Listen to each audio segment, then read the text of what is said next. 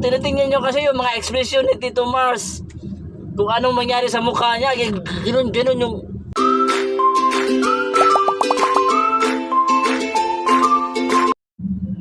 Okay, sunod.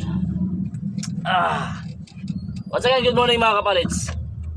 Isa na namang content creator ang nagsasabi na i-report daw natin si Tito Mars. I-must report si Tito Mars. Kasi naman ito si Tito Mars, yung mga content niya, sa nakapanood ng mga content ni Tito Mars, is yung nandidiri siya sa mga pagkain pang pobre. Kinakain o, kumbaga kinakain ng mga pobre. Nandidiri siya noon. Kinukontent niya. Sinabi niya, hindi kaya. Ganon. Hindi kaya. Ganon. Ganon yung mga content niya. So, anyway, para sa akin is, content lang naman yan. Content lang yan eh. Yun yung content niya.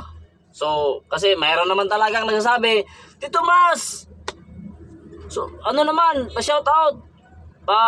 Ano tawag nito, yung, kumbaga, challenge na naman, ibang pagkain daw, yun. Gagaya ng tuyo.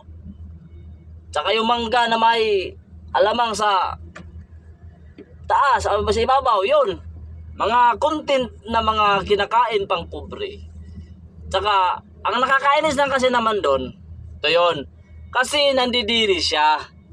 So sa mga pobre doon, masakit sa kalooban nila kasi nandidiri, di ba? Anyway, kasasabi ko lang, content lang naman yan. So, kung ayaw nyo, wag natin panoorin, ganun lang naman yun eh. Wag natin panoorin ang mga content ni Tito Mars kung sakit sa kalooban natin. Wag na natin i-report. Report pa. Ganun lang naman din yan. Mga content lang yan. Alam naman natin ito sa social media.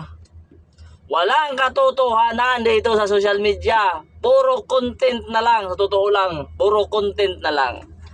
Kaya wag na mag-report. Hayaan nyo na. Wag nyo nang, ang ano lang dito, wag nyo nang panoorin yung mga video na para hindi malaki views. Hindi tumaas yung mga views. Pero pinapanood nyo kasi. Tinitingnan nyo kasi yung mga ekspresyon ni Tito Mars. Kung anong mangyari sa mukha niya, ganun yung... Talaga. Huwag nyo nang panoorin. Sasakit lang yung ulo nyo. Hayaan nyo na yan. Content. Yan yung content niya. Hayaan nyo na.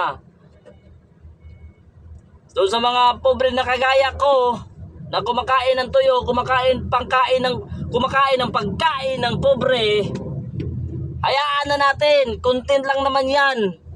Sa totoong buhay yan, malamang sa malamang kumakain pa rin yan. Yun yung katotohanan. Content is content. Yun lang po. Kaya huwag na natin panoorin. Hayaan nyo na si Tito Mars. Sasakit lang ulo natin yan. Sasakit lang tiyan natin yan.